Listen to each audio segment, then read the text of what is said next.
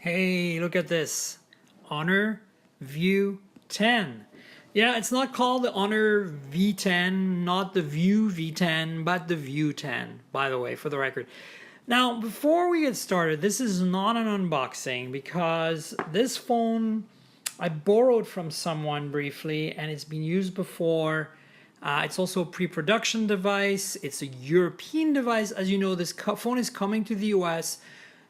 We don't know the pricing yet. I think it's going to be around the $500 mark, and it's basically a Mate 10 Pro. It's been kind of like reduxed in price, so very competitive with phones like the OnePlus 5T, for example. So when this comes to the US, of course, it'll have all the right bands, and we'll know the pricing. And I'm not exactly sure when it's coming to the US, but it's very soon. So this is a Euro model pre-production that's already been unboxed, that I borrowed from a friend. So caveat, just be aware that this is what we're looking at. And so I'm going to unbox it quickly, but again, it's been opened before, and I'm going to give you a quick run of what my thoughts are on this phone. Nothing on this side here. Of course, here's all the iMaze stuff. As you can see, this has 128 gigs of storage plus 6 gigs of RAM. This is pretty serious spec. This has a Kirin 970, which is the latest chip from Huawei, so pretty competitive with the Snapdragon 835. Okay, so there we go. And in case you didn't think that Honor had anything to do with Huawei, it does. That's the way it is. I just don't even know why they have this separate ban. Although now that the government is kind of like threatening to ban Huawei products or advising against using Huawei products, maybe Honor is not such a bad brand for them to have. I mean, it's so ridiculous. So many phones are made in China with the same components that Huawei uses. So many phones, it's just ridiculous that they would do that, that they would make a fuss about Huawei and ZTE like that. Anyway, let's open it up, shall we? Dun, dun, dun, dun, dun, dun, dun. Woo! There it is. Shiny. Shiny, shiny. So let's take that out real quick. And there you have the phone, which this is a black one. I'll give you a closer look in a minute. There's this partition here, which it's got this really weird, kind of like almost fuzzy texture. It's kind of like some super recycled paper. Interesting. And then you have a little partition here. It says, I don't know, as like two, I don't know, I guess it's got little logos for what's in there. I can't really tell though. And then let's see what's inside, shall we? Well, SIM removal tool, obviously. Oh, cool. There's a case, like a little protective TPU case with a little paper insert. So they give you something to protect the phone right out of the box. Nice touch. What else is in here? Nothing. So no manuals for whatever reason. As you can see, this is a European model because it comes with a European type charger.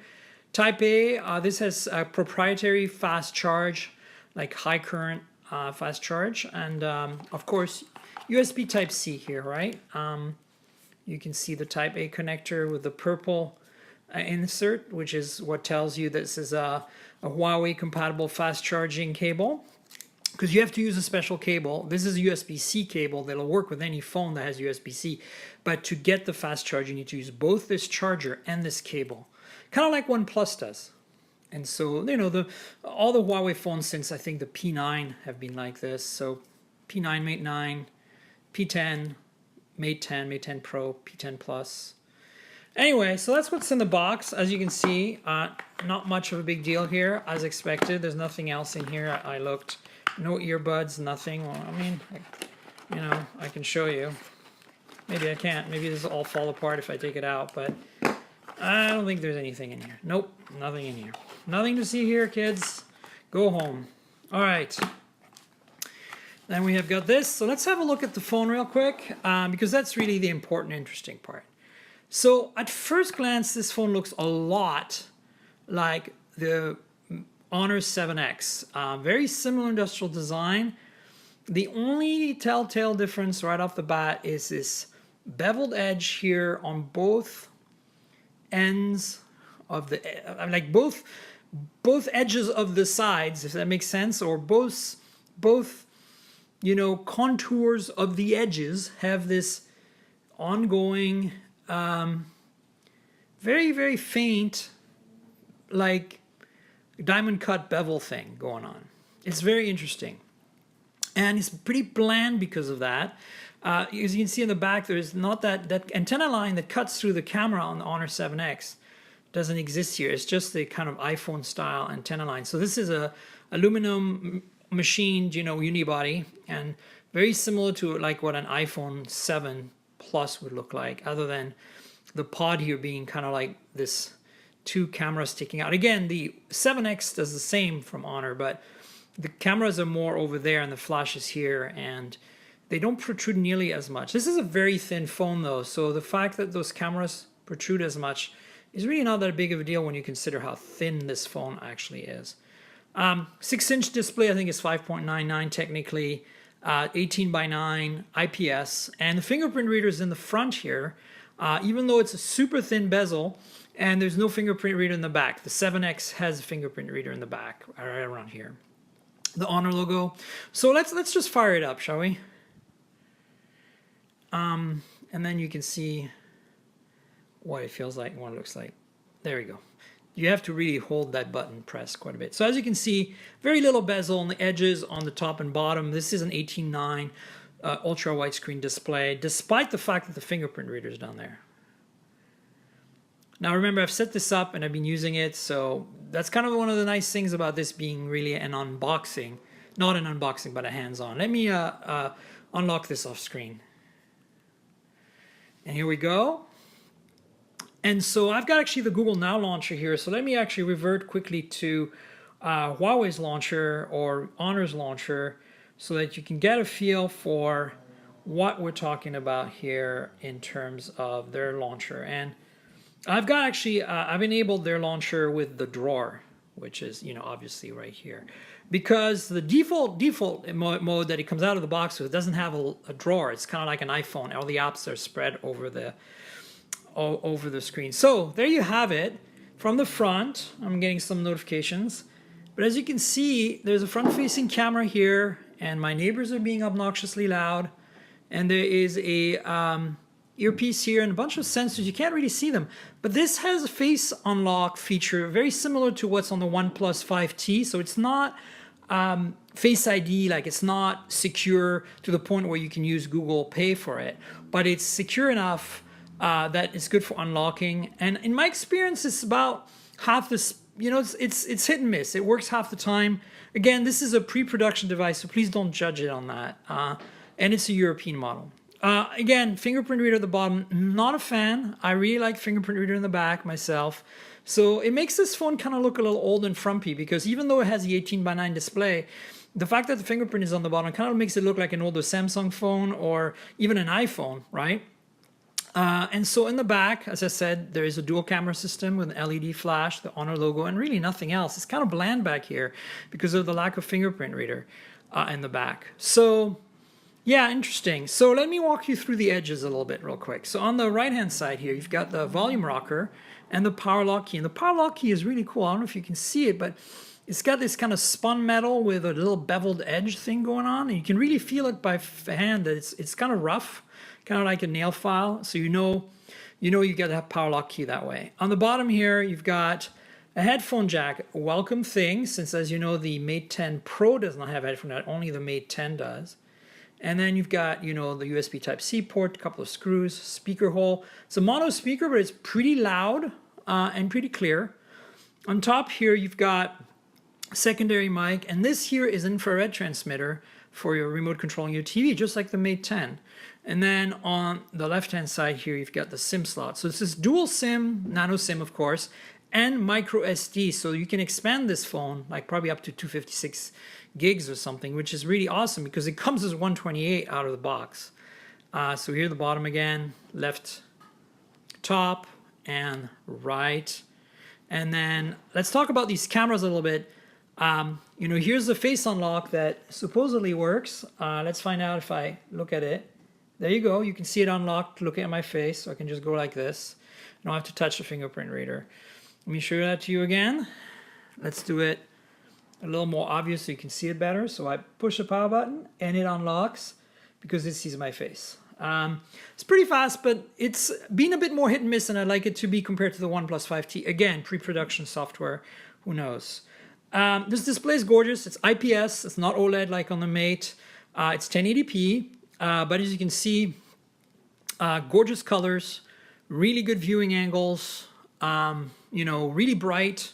I mean, there's no complaints other than I wish it was AMOLED. That's just me. I love AMOLED. So, but yeah, really solid display. Good blacks too for IPS. And so that front-facing camera is actually quite special. It's 13 megapixels, f/2.0, 2.0, and it actually takes some really good photos. Let me show you some of the photos I took in a second. But let's talk about the rear camera real quick before I do that. So the rear camera is basically the Mate 10 Pro's camera redux. They've got the 20 megapixel monochrome and the 16 megapixel colored sensors. I'm not sure which one's which. And of course, as you can see, this dual color, I think, dual LED flash back here. And the difference is there's no OIS on the color camera, which there is on the Mate 10 Pro. And there is, the aperture has been increased, or rather, wait, it's not as good. So it's larger, no, smaller, and physically the iris, from f/1.6 on the Mate 10 Pro to f/1.8. So still pretty good aperture, up there with the P10 Plus last year. So, but no OIS really hurts this. I mean, this camera is supposed to be awesome, right? It's got all the AI features because it's got the Kirin 970, so it's got the NPU, which is Huawei's like neural net processing unit, you know, basically like AI processor. So it's got all the same features in a nutshell, mostly, that the Honor 10 and Honor 10 Pro have, but the lack of OIS and the slight difference in f-stop is noticeable, right? It just doesn't quite perform as well. In low light, you can get blurry shots because of the lack of OIS, for example. Also, it's a fingerprint magnet. Look, this is just me touching it for a few minutes, and it's... Now, it comes in different colors. There's a beautiful blue one. I'm kind of, you know, as I said, the design is very bland, and I'm a little disappointed because in the past, Honor, in the kind of their higher end phones, has given us these glass sandwiches that were amazing with these crazy reflection, whereas this is like a kind of, especially in black, it's kind of very generic looking to me. But hey, you can't complain. Notice content's hidden until it unlocks, and then you can see, and I can see somebody like my post, right? It's pretty cool. So it's very iPhone Face ID-ish like, but this can't be used for Google Pay for authentication. So, and of course the fingerprint reader always works too.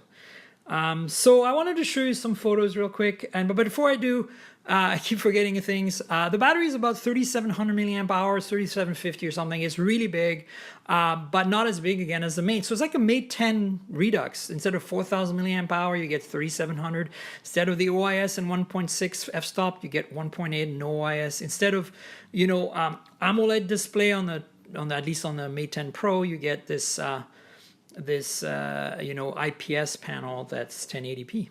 And so, you know, but you get 6 gigs of RAM and a Kirin 970. This thing is fast, despite the, you know, kind of pretty horrendous, in my opinion at least, you know, skinning that Huawei and Honor always do. I wish that they really would go for more of a plain Android experience, because the skinning is still a bit of a hassle. But you know, that's neither here nor there. I'm not going to hate this phone because of it, to be honest with you. So there you go. So I guess it's turning more into a review, mini review, but I should probably wrap it up soon. Photos. So let's see. I've got the gallery up somewhere here. You can have a look at some of the photos I took.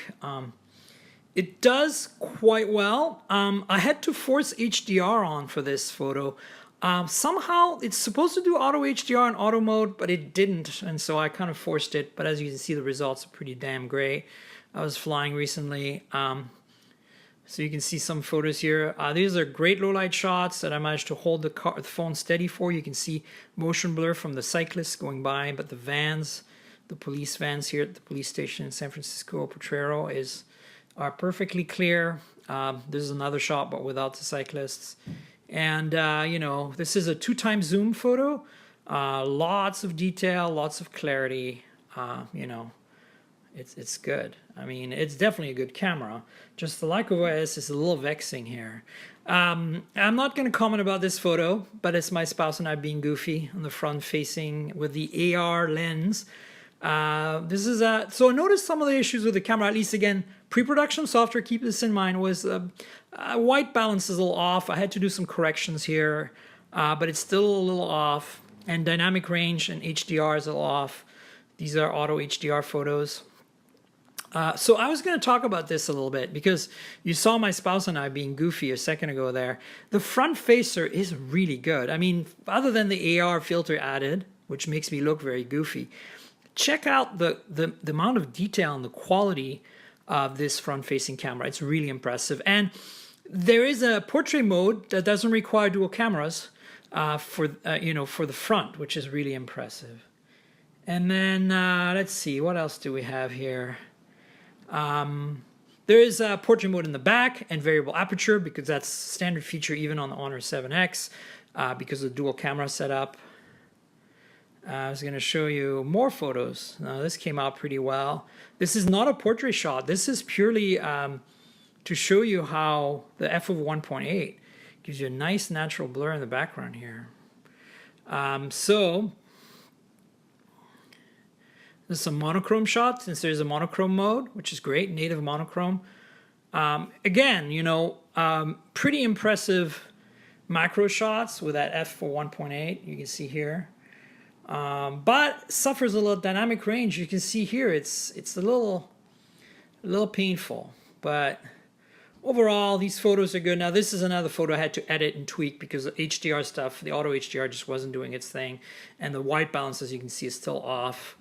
But here, a good white balance. So again, this is pre-production. This is a European model. By the time this phone comes to the States for roughly $500, it's definitely going to be a phone you need to check out versus the OnePlus 5T. But don't get it in this black color because it's boring. Get it in the blue, or I think there's another color coming. So anyway, in a nutshell, this is a pretty awesome phone. Again, it's going to come to the US, I don't know, very, very soon for about 500-ish. And I've been very happy with it. If you can't afford a Mate 10 Pro and you want something just as close as you can get to a Mate 10 or Mate 10 Pro, check this out. And you get a headphone jack. Oh, another thing, no IP resistance, no water resistance on this phone. So keep that in mind, unlike the Honor 7X and the Mate 10 Pro. But the Mate 10 regular doesn't have it either. So, all right, so like this video, subscribe to the channel, go visit mobiletechpodcast.com. That's where my podcast lives. All these videos help my podcast with additional content, so you should definitely check out the podcast, mobiletechpodcast.com. You can subscribe there. I'm on iTunes, I'm on Pocket Casts and a bunch of other podcast aggregators. And subscribe to this channel and like it and tell your friends and all that good stuff. All right, folks, cheers.